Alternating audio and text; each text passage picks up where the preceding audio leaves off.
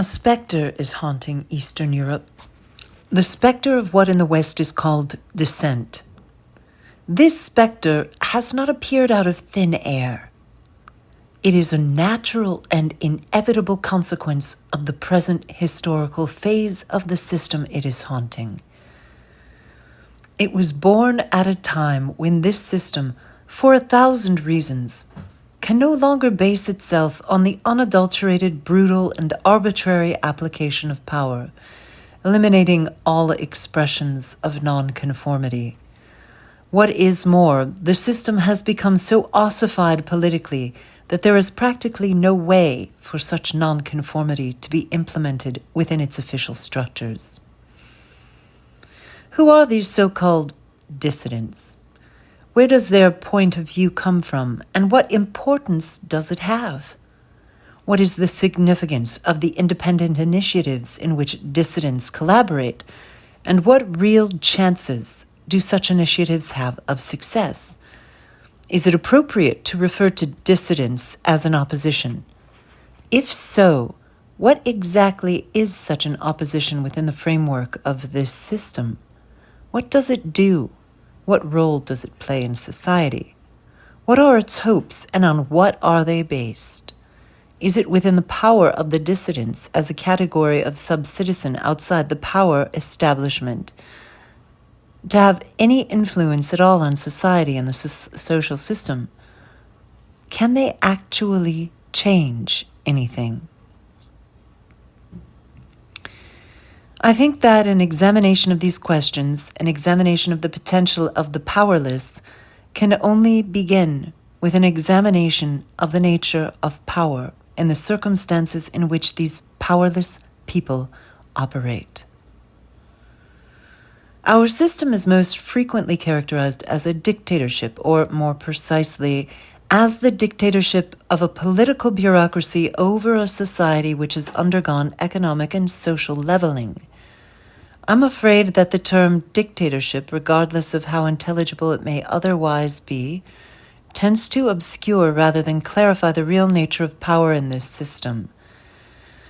We usually associate the term with the notion of a small group of people who take over the government of a given country by force. Their power is wielded openly using the direct instruments of power at their disposal, and they are easily distinguished socially from the majority over whom they rule. One of the essential aspects of this traditional or classical notion of dictatorship is the assumption that it is temporary, ephemeral, lacking historical roots. Its existence seems to be bound up with the lives of those who established it. It is usually local in extent and significance, and regardless of the ideology it uses to grant itself legitimacy, its power derives ultimately from the numbers and the armed might of its soldiers and police. The principal threat to its existence is felt to be the possibility that someone better equipped in this sense might appear and overthrow it. Even this very superficial overview should make it clear that the system in which we live has very little in common with a classical dictatorship. In the first place, our system is not limited in a local geographical sense. Rather, it holds sway over a huge power block controlled by one of the two superpowers. And although it quite naturally exhibits a number of local and historical variations, the range of these variations is fundamentally circumscribed by a single unifying framework throughout the power block. Not only is the dictatorship everywhere based on the same principles and structured in the same way, that is, in the way evolved by the ruling superpower, but each country has been completely penetrated by a network of manipulatory instruments controlled by the superpower's center, and totally subordinated to its interests. And the stalemated world of nuclear parity, of course, that circumstance endows the system with an unprecedented degree of external stability compared with classical dictatorships. Many local crises which, in an isolated state, would lead to a change in the system can be resolved through direct intervention by the armed forces of the rest of the bloc. In the second place, if a feature of classical dictatorships is their lack of historical roots, Frequently, they appear to be no more than historical freaks, the fortuitous consequence of fortuitous social processes or of human and mob tendencies. The same cannot be said so facilely about our system, for even though our dictatorship has long since alienated itself completely from the social movements that gave birth to it, the authenticity of these movements, and I am thinking of the proletarian and socialist movements of the 19th century, gives it undeniable historicity. These origins provided a solid foundation of sorts on which it could build until it became the utterly new social and political reality it is today, which has become so inextricably a part of the structure of the modern world. A feature of those historical origins was the correct understanding of social conflicts in the period from which those original movements emerged. The fact that at the very core of this correct understanding there was a genetic disposition toward the monstrous alienation characteristic of its subsequent development is not essential here. And in any case, this element also grew organically from the climate of that time, and therefore can be said to have its origin there as well.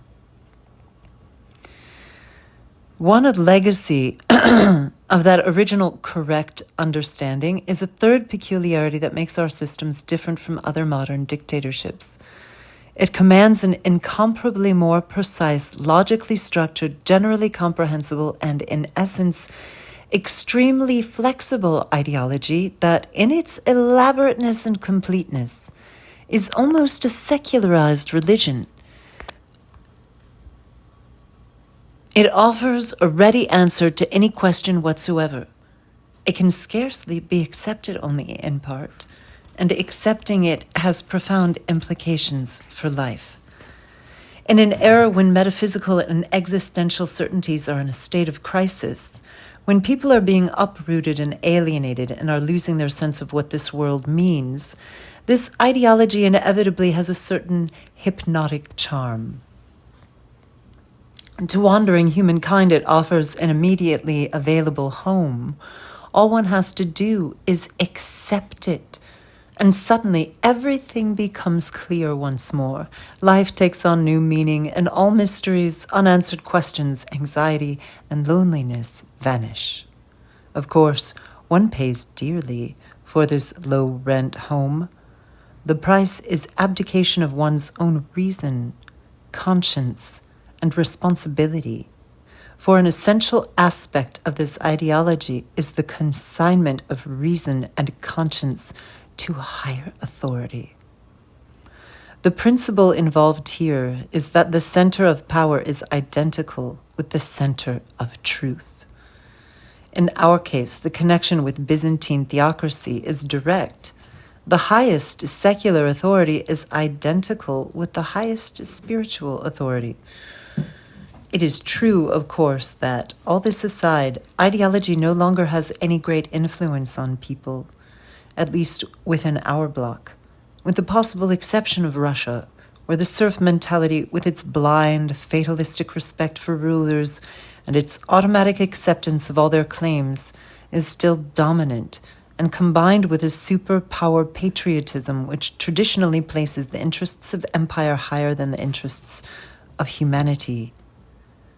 But this is not important, because ideology plays its role in our system very well, an issue to which I will return, precisely because it is what it is. Fourth, the technique of exercising power in traditional dictatorships contains a necessary element of improvisation.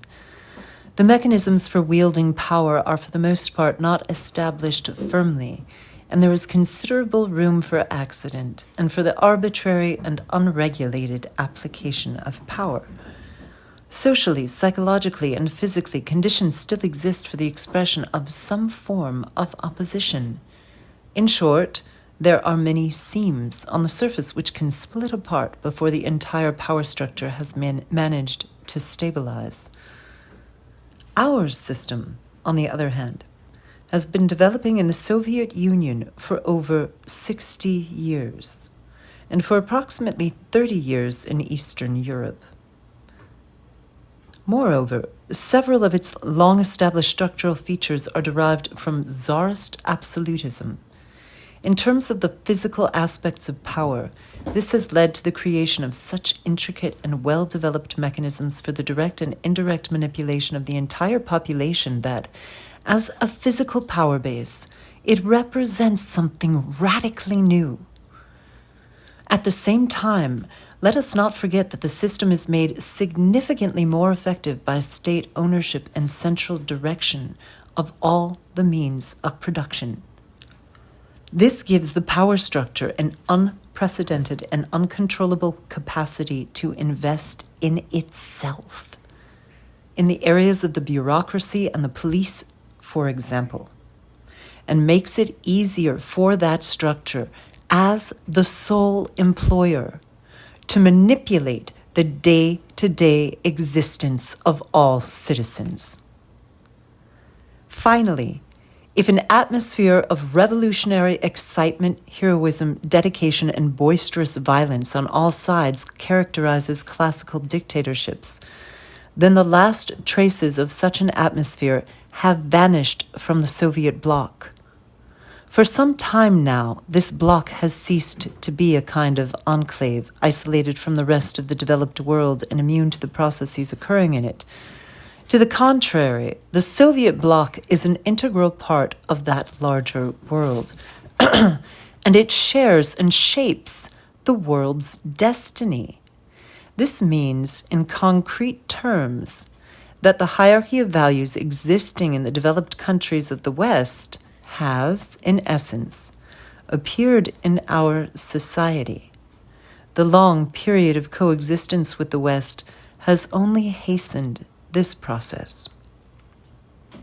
In other words, what we have here is simply another form of the consumer and industrial society, with all its concomitant social, intellectual, and psychological consequences.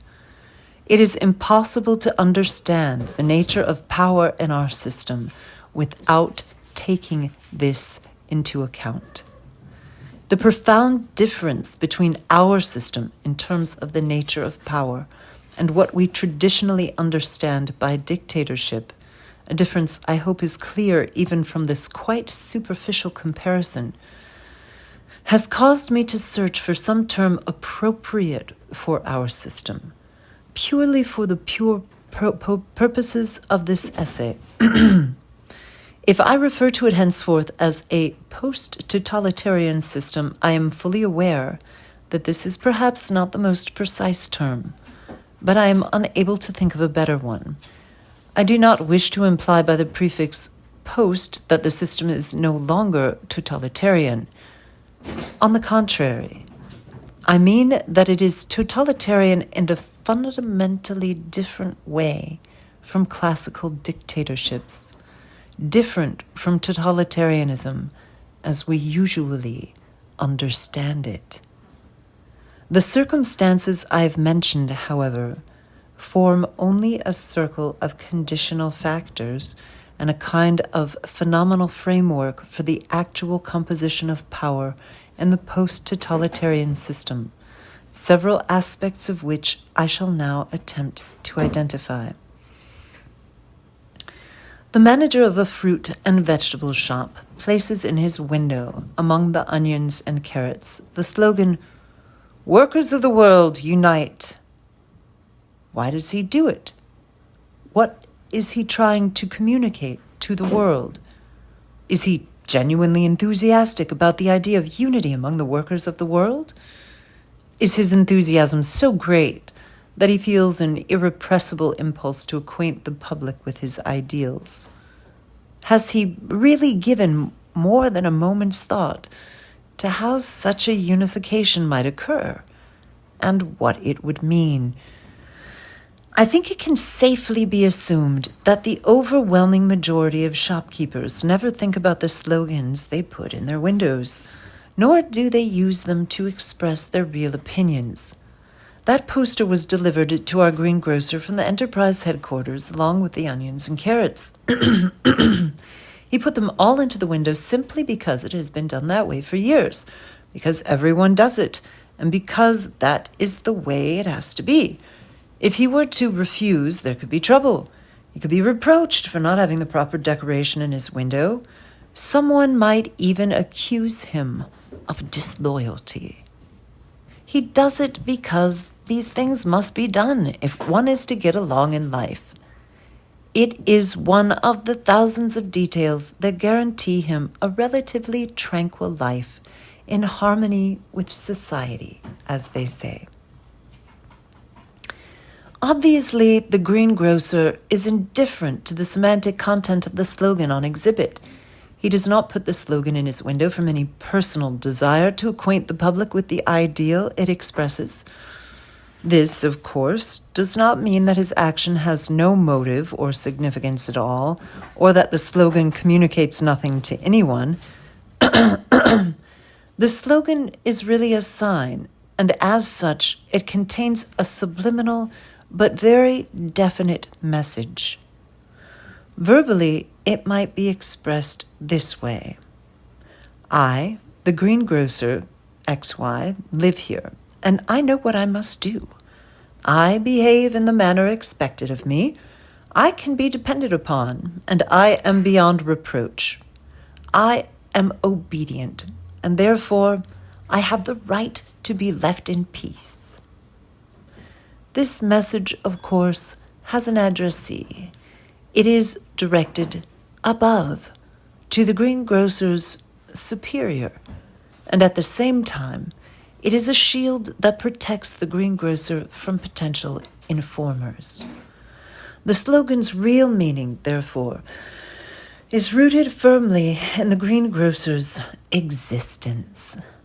It reflects his vital interests. But what are those vital interests? Let us take note. If the greengrocer had been instructed to display the slogan, I am afraid and therefore unquestioningly obedient, he would not be nearly as indifferent to its semantics, even though the statement would reflect the truth. The greengrocer would be embarrassed and ashamed to put such an unequivocal statement of his own degradation in the shop window, and quite naturally so, for he is a human being, and thus has a sense of his own dignity. To overcome this complication, his expression of loyalty must take the form of a sign which, at least on its textual surface, indicates a level of disinterested conviction. It must allow the greengrocer to say, "What's wrong with the workers of the world uniting?" Thus, the sign helps the greengrocer to conceal from himself the low foundations of his obedience, at the same time concealing the low foundations of power. It hides them behind the facade of something high, and that something is ideology. Ideology is a specious way of relating to the world. It offers human beings the illusion of identity, of dignity, and of morality, while making it easier for them to part with them. As the repository of something suprapersonal and objective, it enables people to deceive their conscience and conceal their true position and their inglorious modus vivendi, both from the world and from themselves. It is a very pragmatic, but at the same time an apparently dignified way of legitimizing what is above, below, and on either side. It is directed toward people and toward God. It is a veil behind which human beings can hide their own fallen existence, their trivialization, and their adaptation to the status quo. It is an excuse that everyone can use, from the greengrocer who conceals his fear of losing his job behind an alleged interest in the unification of the workers of the world, to the highest functionary whose interest in staying in power can be cloaked in phrases about service to the working class. The primary excusatory function of ideology, therefore, is to provide people, both as victims and pillars of the post-totalitarian system, with the illusion that the system is in harmony with the human order and the order of the universe. The smaller a dictatorship and the less stratified by modernization the society under it, the more directly the will of the dictator can be exercised. In other words, the dictator can employ more or less naked discipline, avoiding the complex processes of relating to the world and of self-justification which ideology involves.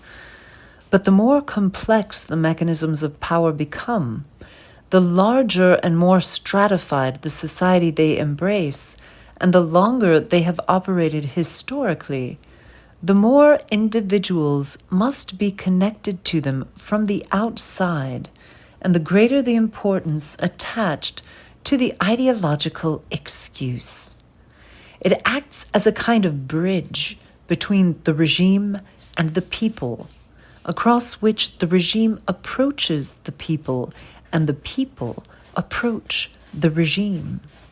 This explains why ideology plays such an important role in the post-totalitarian system.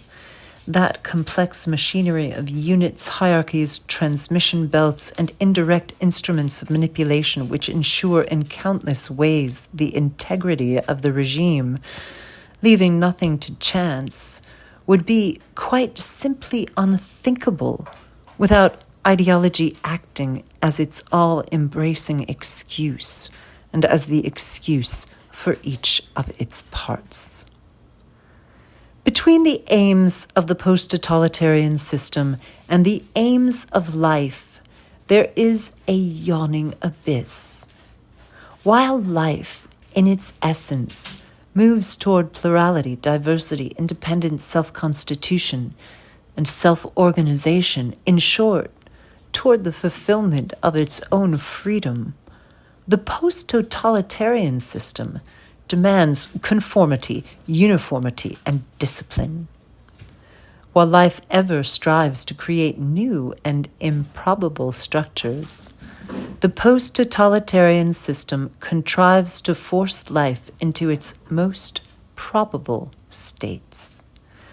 The aims of the system reveal its most essential characteristic to be introversion, a movement toward being ever more completely and unreservedly itself, which means that the radius of its influence is continually widening as well. The system serves people only to the extent necessary to ensure that people will serve it. Anything beyond this, that is to say, anything which leads people to overstep their predetermined roles, is regarded by the system as an attack upon itself. And in this respect, it is correct. Every instance of such transgression is a genuine denial of the system. It can be said, therefore, that the inner aim of the post-totalitarian system is not more preservation of power in the hands of the ruling clique, as appears to be the case at first sight. Rather, the social phenomenon of self-preservation is subordinated to something higher, to a kind of blind automatism which drives the system. No matter what position individuals hold in the hierarchy of power, they are not considered by the system to be worth anything in themselves, but only as things intended to fuel and serve this automatism. For this reason, an individual's desire for power is admissible only insofar as its direction coincides with the direction of the automatism of the system. Ideology, in creating a bridge of excuses between the system and the individual, spans the abyss between the aims of the system and the aims of life. It pretends that the requirements of the system derive from the requirements of life. It is a world of appearances trying to pass for reality. The post-totalitarian system touches people at every step, but it does so with its ideological gloves on. This is why life in the system is so thoroughly permeated with hypocrisy and lies. Government by bureaucracy is called popular government. The working class is enslaved in the name of the working class. The complete degradation of the individual is presented as his ultimate liberation. Depriving people of information is called making it available. The use of power to manipulate is called the public control of power, and the arbitrary abuse of power is called observing the legal code. The repression of culture is called development. The expansion of imperial influence is presented as support for the oppressed. The lack of free expression becomes the highest form of freedom. Farcical elections become the highest form of democracy. Banning independent thought becomes the most scientific of worldviews. Military occupation becomes fraternal assistance. Because the regime is captive to its own lies, it must falsify everything. It falsifies the past. It falsifies the present. And it falsifies the future. It falsifies statistics. It pretends not to possess an omnipotent and unprincipled police apparatus. It pretends to respect human rights. It pretends to persecute no one. It pretends to fear nothing. It pretends to pretend nothing. Individuals need not believe all these mystifications, but they must behave as though they did. Or they must at least tolerate them in silence or get along well with those who work with them. For this reason, however, they must live within a lie. They need not accept the lie. It is enough for them to have accepted their life with it and in it. For by this very fact, individuals confirm the system, fulfill the system, make the system, are the system. We have seen that the real meaning of the greengrocer's slogan has nothing to do with what the text of the slogan actually says. Even so, this real meaning is quite clear and generally comprehensible because the code is so familiar. The greengrocer declares his loyalty, and he can do no other if his declaration is to be accepted, in the only way the regime is capable of hearing. That is, by accepting the prescribed ritual, by accepting appearances as reality, by accepting the given rules of the game. In doing so, however, he has himself become a player in the game, thus making it possible for the game to go on and for it to exist in the first place. If ideology was originally a bridge between the system and the individual as an individual, then the moment he steps onto this bridge, it becomes at the same time a bridge between the system and the individual as a component of the system. That is, if ideology originally facilitated by acting outwardly the constitution of power by serving as a psychological excuse, then from the moment that excuse is accepted, it constitutes power inwardly, becoming an active component of that power. It begins to function as the principal instrument of ritual communication within the system of power. The whole power structure, and we have already discussed its physical articulation, could not exist at all if there were not a certain metaphysical order binding all its components together interconnecting them and subordinating them to a uniform method of accountability, supplying the combined operation of all these components with rules of the game, that is, with certain regulations, limitations, and legalities. This metaphysical order is fundamental to and standard throughout the entire power structure. It integrates its communication system and makes possible the internal exchange and transfer of information and instructions.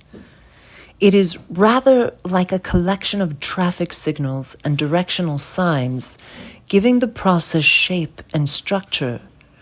The metaphysical order guarantees the inner coherence of the totalitarian power structure. It is the glue holding it together, its binding principle, the instrument of its discipline. Without this glue, the structure as a totalitarian structure would vanish. It would disintegrate into individual atoms, chaotically colliding with one another in their unregulated particular interests and inclinations. The entire pyramid of totalitarian power, deprived of the element that binds it together, would collapse in upon itself, as it were, in a kind of material implosion. As the interpretation of reality by the power structure, ideology is always subordinated ultimately to the interests of that structure. Therefore, it has a natural tendency to disengage itself from reality, to create a world of appearances, to become ritual. In societies where there is public competition for power and therefore public control of that power, there also exists quite naturally public control of the way that power legitimates itself ideologically. Consequently, in such conditions, there are always certain correctives that effectively prevent ideology from abandoning reality altogether. Under totalitarianism, however, these correctives disappear, and thus there is nothing to prevent ideology from becoming more and more removed from reality, gradually turning into what it has already become in the post-totalitarian system. A world of appearances, a mere ritual, a formalized language deprived of semantic contact with reality and transformed into a system of ritual signs that replace reality with pseudo-reality. Yet, as we have seen, ideology becomes at the same time an increasingly important component of power, a pillar providing it with both excusatory legitimacy and an inner coherence. As this aspect grows in importance and as it gradually loses touch with reality, it acquires a peculiar but very real strength. It becomes reality itself, albeit a reality altogether self-contained, one that on certain levels, chiefly inside the power structure, may have even greater weight than reality as such. Increasingly, the virtuosity of the ritual becomes more important than the reality hidden behind it. The significance of phenomena no longer derives from the phenomena themselves, but from their locus as concepts and ideological context. Reality does not shape theory, but rather the reverse. Thus, power gradually draws closer to ideology than it does to reality.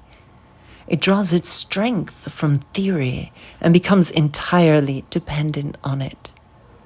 This inevitably leads, of course, to a paradoxical result. Rather than theory, or rather ideology serving power, power begins to serve ideology. It is as though ideology had appropriated power from power, as though it had become dictator itself. And then it appears that theory itself, ritual itself, ideology itself, makes decisions that affect people and not the other way around.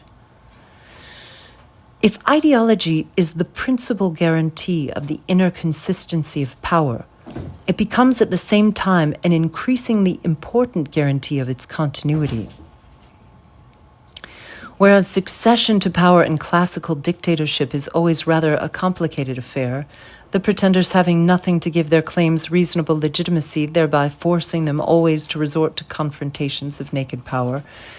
In the post-totalitarian system, power is passed on from person to person, from clique to clique, and from generation to generation, in an essentially more regular fashion.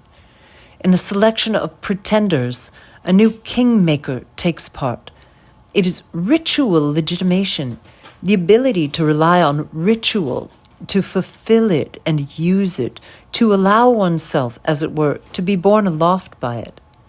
Naturally, power struggles exist in the post-totalitarian system as well, and most of them are far more brutal than in an open society, for the struggle is not open, regulated by democratic rules and subject to public control, but hidden behind the scenes. It is difficult to recall a single instance in which the first secretary of a ruling communist party has been replaced without the various military and security forces being placed at least on alert. This struggle, however, can never, as it is in classical dictatorships, threaten the very essence of the system and its continuity. At most, it will shake up the power structure, which will recover quickly, precisely because the binding substance ideology remains undisturbed. No matter who is replaced by whom, succession is only possible against the backdrop and within the framework of a common ritual. It can never take place by denying that ritual. Because this dictatorship of the ritual, however, power becomes clearly anonymous. Individuals are almost dissolved in the ritual. They allow themselves to be swept along by it, and frequently it seems as though ritual alone carries people from obscurity into the light of power. Is it not characteristic of the post-totalitarian system that on all levels of the power hierarchy, individuals are increasingly being pushed aside by faceless people, puppets, those uninformed flunkies of the rituals and routines of power? The automatic operation of a power structure, thus dehumanized and made anonymous, is a feature of the fundamental automatism of this system. It would seem that it is precisely the dictates of this automatism which select people lacking individual will for the power structure. That is precisely the dictate of the empty phrase which summons to power people who use empty phrases as the best guarantee that the automatism of the post-totalitarian system will continue. Western Sovietologists often exaggerate the role of individuals in the post-totalitarian system and overlook the fact that the ruling figures, despite the immense power they possess through the centralized power structure, are often no more than blind executors of the system's own internal laws that they themselves can never do reflect upon. In any case, experience has taught us again and again that this automatism is far more powerful than the will of any individual, and that should someone possess a more independent will, he must conceal it behind a ritually anonymous mask in order to have an opportunity to enter the power hierarchy at all. And when the individual finally gains a place there and tries to make his will felt within it, that automatism, with its enormous inertia, will triumph sooner or later. And either the individual will be ejected by the power structure like a foreign organism, or he will be compelled to resign his individuality gradually, once again blending with the automatism and becoming its servant, almost indistinguishable from those who preceded him and those who will follow. Let us recall, for instance, the development of Husak or Gumaka. The necessity of continually hiding behind and relating to ritual means that even the more enlightened members of the power structure are often obsessed with ideology. They are never able to plunge straight to the bottom of naked reality, and they always confuse it in the final analysis with ideological pseudo-reality.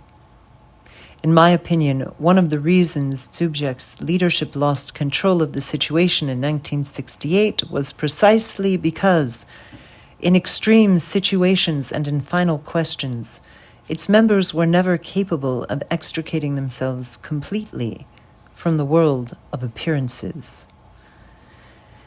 It can be said, therefore, that ideology, as that instrument of internal communication which assures the power structure of inner cohesion, is, in the post-totalitarian system, something that transcends the physical aspects of power, something that dominates it to a considerable degree, and therefore tends to assure its continuity as well. It is one of the pillars of the system's external stability. This pillar, however, is built on a very unstable foundation.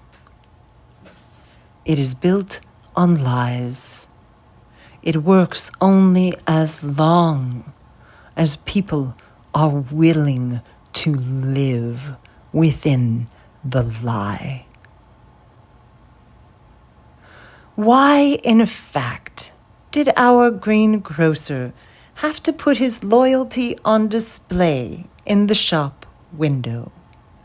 Had he not already displayed it sufficiently in various internal or semi-public ways?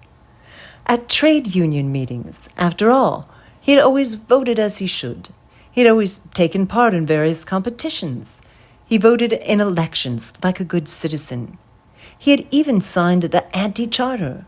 Why, on top of all that, should he have to declare his loyalty publicly? After all, the people who walk past his window will certainly not stop to read that, in the greengrocer's opinion, the workers of the world ought to unite. The fact of the matter is, they don't read the slogan at all, and it can be fairly assumed they don't even see it.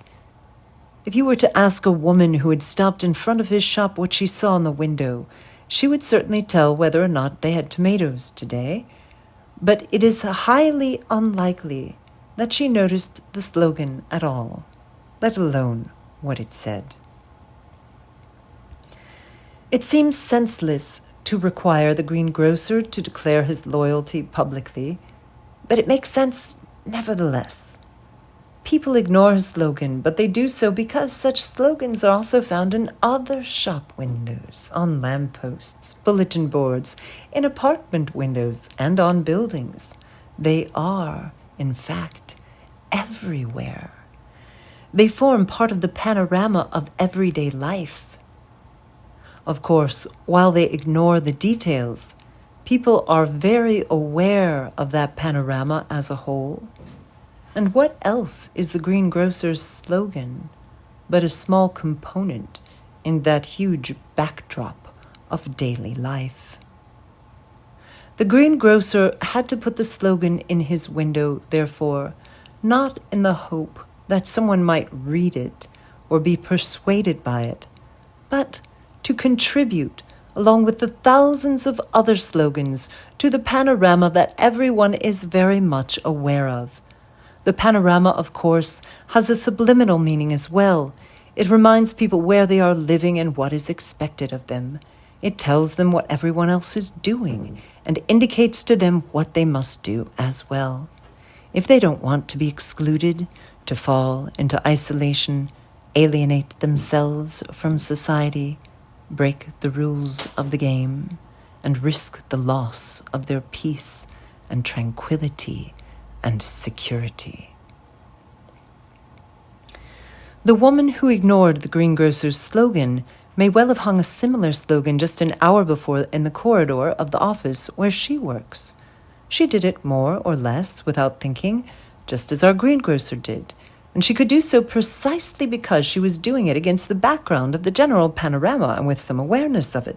That is, against the background of the panorama of which the greengrocer's shop window forms a part.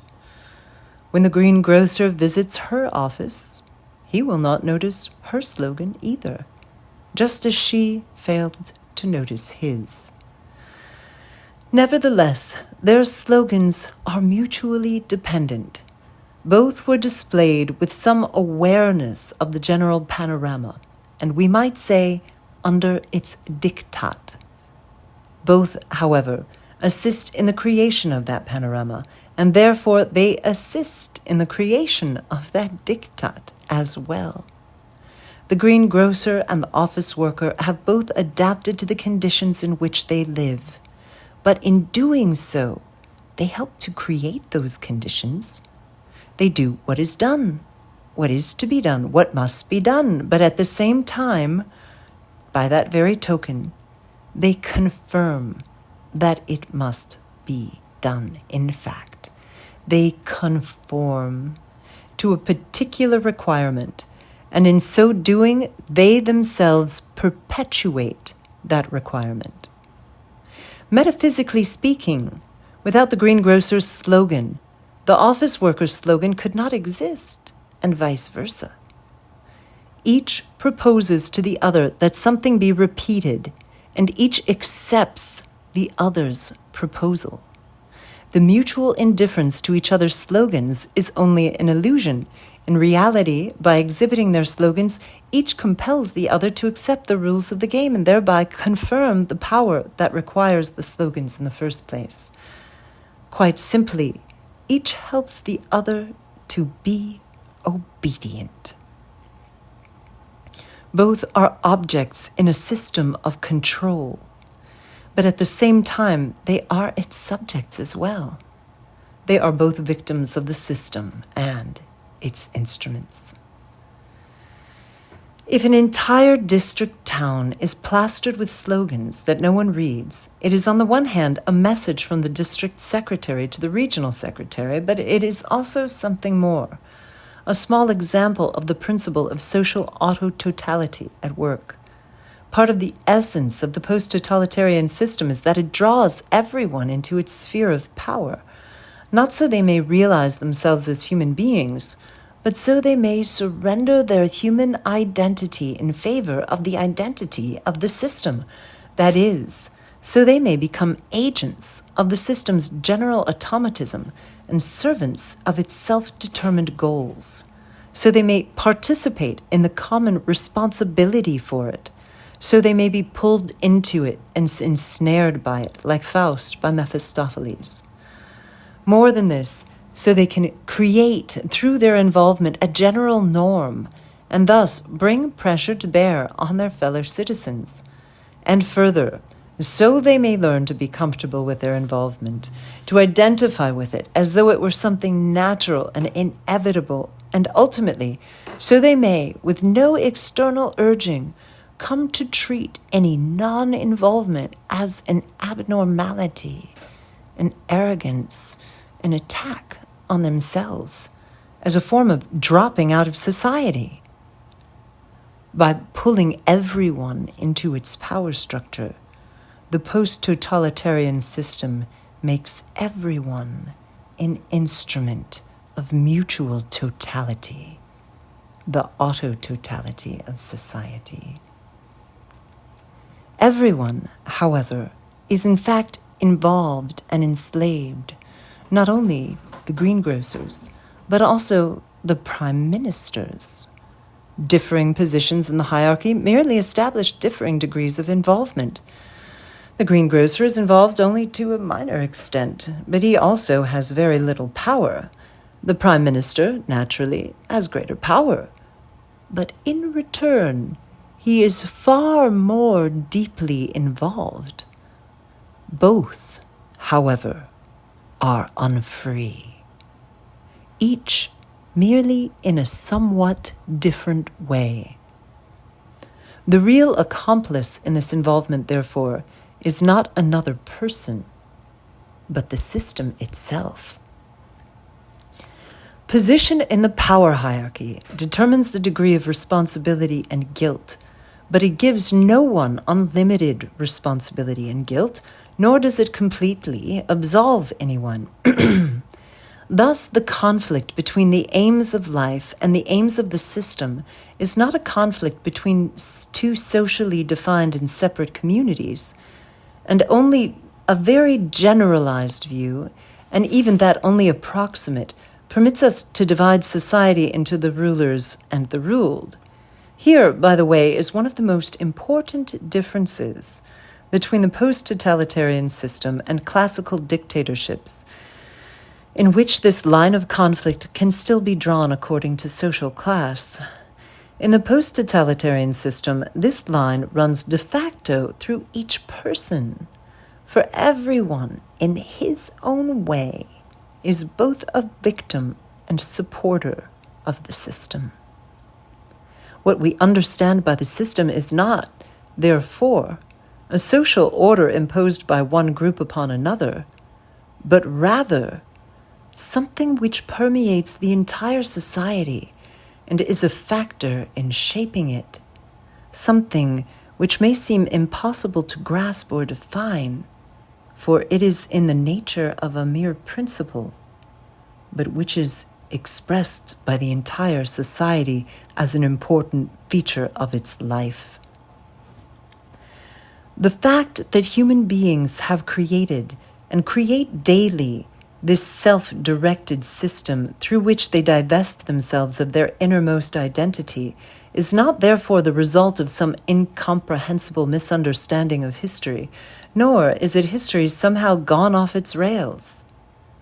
Neither is it the product of some diabolical higher will which has decided for reasons unknown to torment a portion of humanity in this way. It can happen, and did happen, only because there is obviously, in modern humanity, a certain tendency toward the creation, or at least the toleration of such a system. There is obviously something in human beings which responds to the system, something they reflect and accommodate, something within them which paralyzes every effort of their better selves to revolt. Human beings are compelled to live within a lie, but they can be compelled to do so only because they are in fact capable of living in this way. Therefore, not only does the system alienate humanity, but at the same time, alienated humanity supports this system as its own involuntary master plan, as a degenerate image of its own degeneration, as a record of people's own failure as individuals. The essential aims of life are present naturally in every person. In everyone, there is some longing for humanity's rightful dignity, for moral integrity, for free expression of being, and a sense of transcendence over the world of existence. Yet, at the same time, each person is capable, to a greater or lesser degree, of coming to terms with living within the lie. Each person somehow succumbs to a profane trivialization of his inherent humanity and to the utilitarianism. In everyone, there is some willingness to merge with the anonymous crowd and to flow comfortably along with it down the river of pseudo-life. This is much more than a simple conflict between two identities. It is something far worse. It is a challenge to the very notion of identity itself.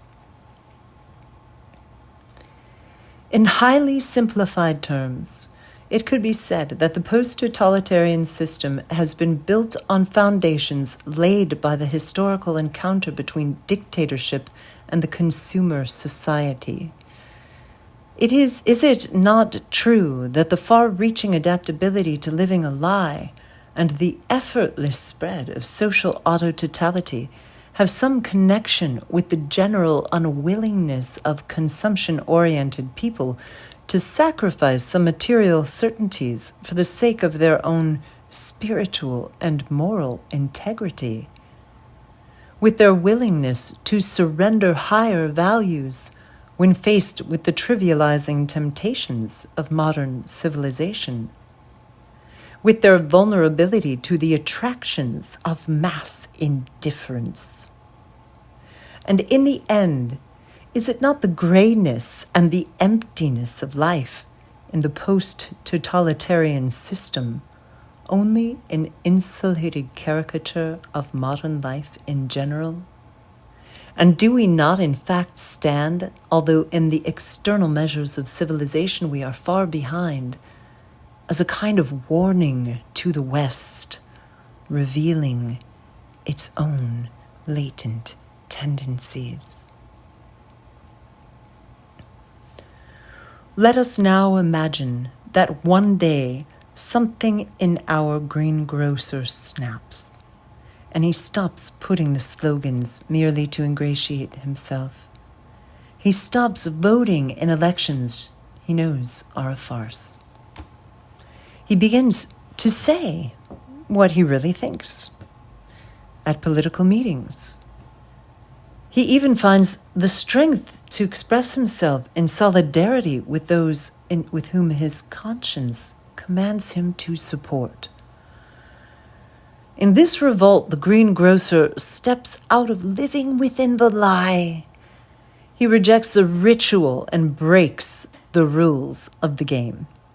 He discovers once more his suppressed identity and dignity. He gives his freedom a concrete significance. His revolt is an attempt to live within the truth.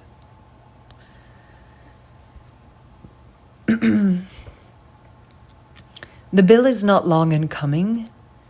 He will be relieved of his post as manager of the shop and transferred to the warehouse. His pay will be reduced. His hopes for a holiday in Bulgaria will evaporate. His children's access to higher education will be threatened. His superiors will harass him, and his fellow workers will wonder about him.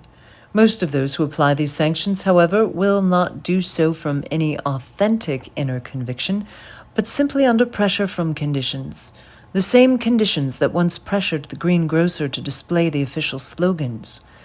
They will persecute the greengrocer either because it is expected of them, or to demonstrate their loyalty, or simply as a part of the general panorama, to which belongs an awareness that this is how situations of this sort are dealt with, that this, in fact, is how things are always done, particularly if one is not to become suspect oneself. The executors, therefore, the executors, therefore, behave essentially like everyone else, to greater or lesser degree, as components of the post-totalitarian system, as agents of its automatism, as petty instruments of the social auto-totality. Thus, the power structure, through the agency of those who carry out the sanctions, those anonymous components of the system, will spew the greengrocer from its mouth. The system, through its alienating presence in people, will punish him for his rebellion. It must do so because the logic of its automatism and self-defense dictate it. The greengrocer has not committed a simple individual offense, isolated in its own uniqueness, but something incomparably more serious. By breaking the rules of the game, he has disrupted the game as such. He has exposed it as a mere game. He has shattered the world of appearances the fundamental pillar of the system. He has upset the power structure by tearing apart what holds it together. He has demonstrated that living a lie is living a lie. He has broken through the exalted facade of the system and exposed the real, base foundations of power. He has said that the emperor is naked. And because the emperor is in fact naked, something extremely dangerous has happened. By his action, the greengrocer has addressed the world. He has enabled everyone to peer behind the curtain. He has shown everyone that it is possible to live within the truth. Living within the lie can constitute the system only if it is universal. The principle must embrace and permeate everything. There are no terms whatsoever on which it can coexist with living within the truth. And therefore, everyone who steps out of line denies it in principle and threatens it in its entirety. This is understandable. As long as appearance is not confronted with reality, it does not seem to be appearance. As long as living a lie is not confronted with living the truth, the perspective needed to expose its mendacity is lacking. As soon as the alternative appears, however, it threatens the very existence of appearance and living a lie in terms of what they are, both their essence and their all-inclusiveness. And at the same time, it is utterly unimportant how large a space this alternative occupies. Its power does not consist in its physical attributes, but in the light it casts on those pillars of the system and on its unstable foundations.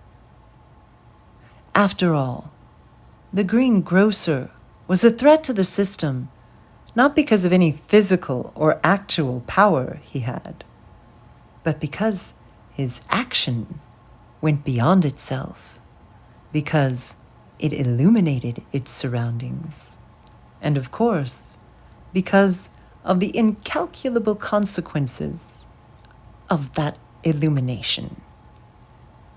In the post-totalitarian system, therefore, living within the truth has more than a mere existential dimension, returning humanity to its inherent nature, or a noetic dimension, revealing reality as it is, or even a moral dimension, setting an example for others. It also has an unambiguous political dimension. If the main pillar of the system is living a lie, then it is not surprising that the fundamental threat to it is living the truth. This is why it must be suppressed more severely than anything else. In the post-totalitarian system, truth in the widest sense of the word has a very special import, one unknown in other contexts. In this system, truth plays a far greater and above all, a far different role as a factor of power or as an outright political force. How does the power of truth operate? How does truth as a factor of power work? How can its power as power be realized? Individuals can be alienated from themselves only because there is something in them to alienate. The terrain of this violation is their authentic existence. Living the truth is thus woven directly into the texture of living a lie. It is the repressed alternative, the authentic aim to which living a lie is an inauthentic response. Only against this background does living a lie make any sense. It exists because of that background. In its excusatory chimerical rootedness in the human order, it is a response to nothing other than the human predisposition to truth. Under the orderly surface of the life of lies, therefore, there slumbers the hidden sphere of life and its real aims, of its hidden openness to truth. The singular, explosive, incalculable political power of living within the truth resides in the fact that living openly within the truth has an ally, invisible to be sure, but omnipresent. This hidden sphere. It is from this sphere that life lived openly in the truth grows. It is to this sphere that it speaks, and in it that it finds understanding. This is where the potential for communication exists. But this place is hidden, and therefore, from the perspective of power, very dangerous. The complex ferment that takes place within it goes on in semi-darkness, and by the time it finally surfaces into the light of day as an assortment of shocking surprises to the system, it is usually too late to cover them up in any usual fashion. Thus, they create a situation in which the regime is confounded, invariably causing panic and driving it to react in inappropriate ways. It seems that the primary breeding ground for what might, in the widest possible sense of the word, be understood as an opposition in the post-totalitarian system is living within the truth. The confrontation between these opposition forces and the powers that be, of course, will obviously take a form essentially different from that typical of an open society or a classical dictatorship. Initially, this confrontation does not take place on the level of real, institutionalized, quantifiable power which relies on the various instruments of power, but on a different level altogether, the level of human consciousness and conscience, the existential level. The effective range of this special power cannot be measured in terms of disciples, voters, or soldiers, because it lies spread out in the fifth column of social consciousness, in the hidden aims of life, in human beings' repressed longing for dignity and fundamental rights, for the realization of their real social and political interests. Its power, therefore, does not reside in the strength of defamable political or social groups, but chiefly in the strength of a potential which is hidden throughout the whole of society, including the official power structures of that society. Therefore, this power does not rely on soldiers, but on the soldiers of an enemy, as it were, that is to say, on everyone who is living within the lie and who may be struck at any moment, in theory at least, by the force of the truth, or who, out of an instinctive desire to protect their position, may at least adapt to that force. It is a bacteriological weapon, so to speak, utilized when conditions are ripe by a single-cell civilian to disarm an entire division. This power does not participate in any direct struggle for power. Rather, it makes its influence felt in the obscure arena of being itself.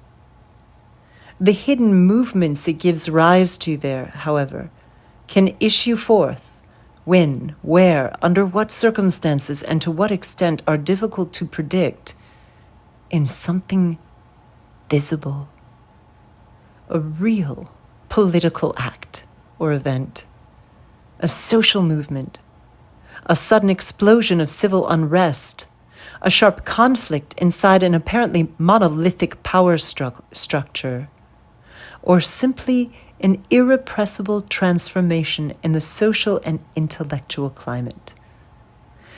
And since all genuine problems and matters of critical importance are hidden beneath a thick crust of lies, it is never quite clear when the proverbial last straw will fall, or what that straw will be. This, too, is why the regime prosecutes, almost as a reflex action, preventatively, even the most modest attempts to live within the truth.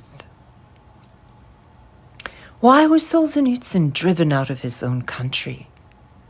Certainly not because he represented a unit of real power, that is, not because any of the regime's representatives felt he might unseat them and take their place in government.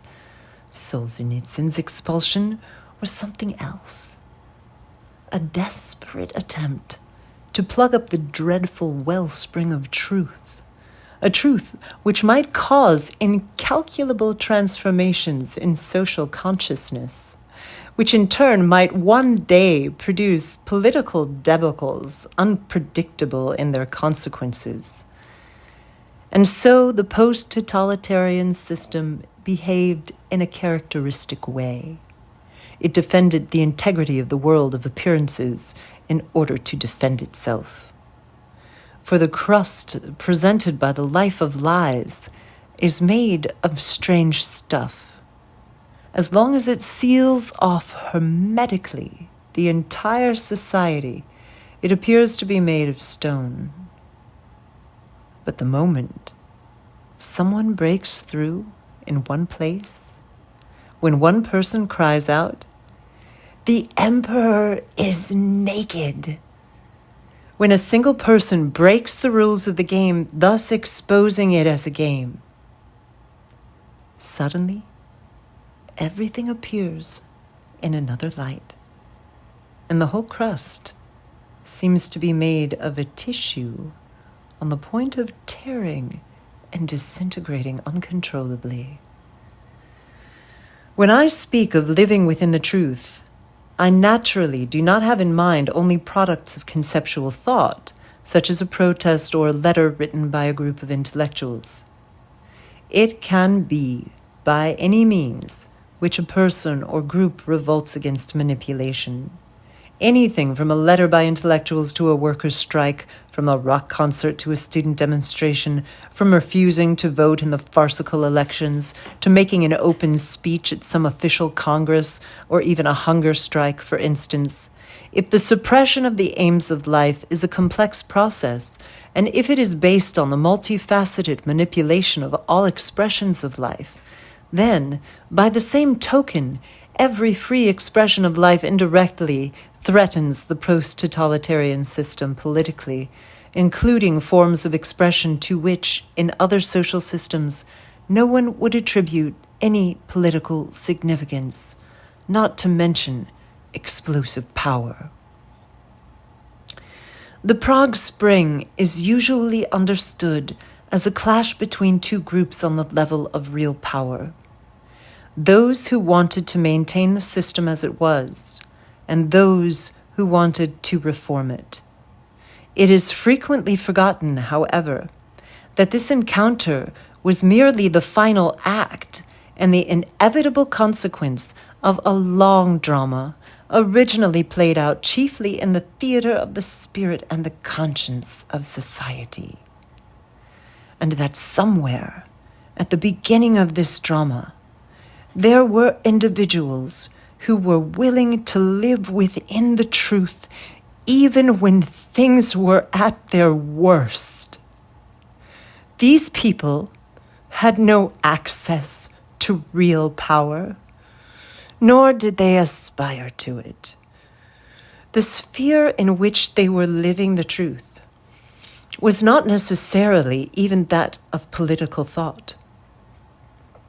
They could equally have been poets, painters, musicians, or simply ordinary citizens who were able to maintain their human dignity. Today, it is naturally difficult to pinpoint when and through which hidden winding channel a certain action or attitude influenced a given milieu, and to trace the virus of truth as it slowly spread through the tissue of the life of lies, gradually causing it to disintegrate. One thing, however, seems clear. The attempt at political reform was not the cause of society's reawakening, but rather the final outcome of that reawakening. I think the present can also be better understood in the light of this experience. The confrontation between 1,000 Chartists and the post-totalitarian system would appear to be politically hopeless. This is true, of course, if we look at it through the traditional lens of the open political system, in which, quite naturally, every political force is measured chiefly in terms of the positions it holds on the level of real power. Given that perspective, a mini-party like the Charter would certainly not stand a chance. If, however, this confrontation is seen against the background of what we know about power in this post-totalitarian system, it appears in a fundamentally different light. For the time being, it is impossible to say with any precision what impact the appearance of Charter 77, its existence, and its work has had in the hidden sphere, and how the Charter's attempt to rekindle civic self-awareness and confidence is regarded there. Whether, when, and how this investment will eventually produce dividends in the form of specific political changes is even less possible to predict. But that, of course, is all part of living in the truth. As an existential solution, it takes individuals back to the solid ground of their own identity. As politics, it throws them into a game of chance where the stakes are all or nothing. For this reason, it is undertaken only by those for whom the former is worth risking the latter, or who have come to the conclusion that there is no other way to conduct real politics in Czechoslovakia today, which, by the way, is the same thing. This conclusion can be reached only by someone who is unwilling to sacrifice his own human identity to politics, or rather, who does not believe in a politics that requires such a sacrifice. The more thoroughly the post-totalitarian system frustrates any rival alternative on the level of real power, as well as any form of politics independent of the laws of its own automatism, the more definitively the center of gravity of any potential political threat shifts to the area of the existential and the pre-political. Usually without any conscious effort, living within the truth becomes the one natural point of departure for all activities that work against the automatism of the system. And even if such activities ultimately grow beyond the area of living within the truth, which means they are transformed into various parallel structures, movements, institutions, they begin to be regarded as political activity. They bring real pressure to bear on the official structures and begin in fact to have certain influence on the level of real power.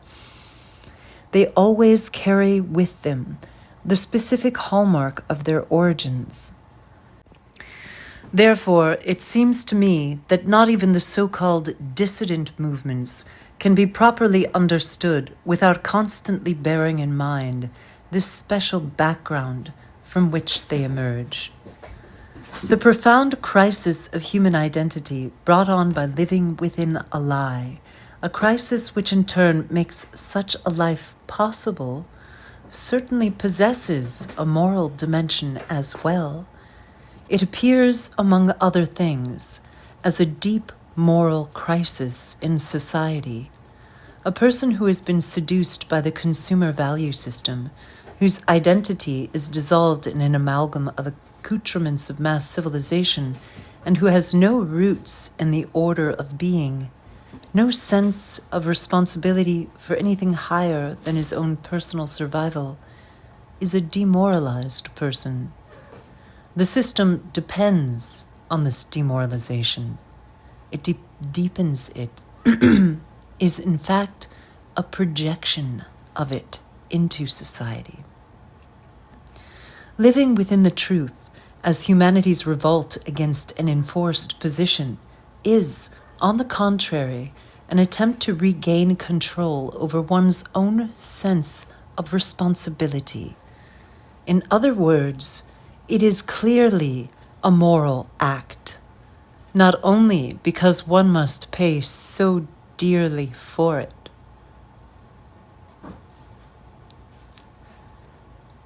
but principally because it is not self-serving. The risk may bring rewards in the form of a general amelioration in the situation, or it may not. In this regard, as I stated previously, it is an all-or-nothing gamble, and it is difficult to imagine a reasonable person embarking on such a course, merely because he reckons that a sacrifice today will bring rewards tomorrow, be it only in the form of general gratitude. By the way, the representatives of power invariably come to terms with those who live within the truth by persistently ascribing utilitarian motivations to them, a lust for power or fame or wealth, and thus they try at least to implicate them in their own world, the world of general demoralization. If living within the truth in the post-totalitarian system becomes the chief breeding ground for independent alternative political ideas, then all considerations about the nature and future prospects of these ideas must necessarily reflect this moral dimension as a political phenomenon. And if the revolutionary Marxist belief about morality as a product of the superstructure inhibits any of our friends from realizing the full significance of this dimension, and in one way or another, from including it in their view of the world, it is to their own detriment. An anxious fidelity to the postulates of that worldview prevents them from properly understanding the mechanisms of their own political influence, thus paradoxically making them precisely what they, as Marxists, so often suspect others of being victims of: false consciousness. The very special political significance of morality in the post-totalitarian system is a phenomenon that is at the very least unusual in modern political history, a phenomenon that might well have, as I shall soon attempt to show, far-reaching consequences.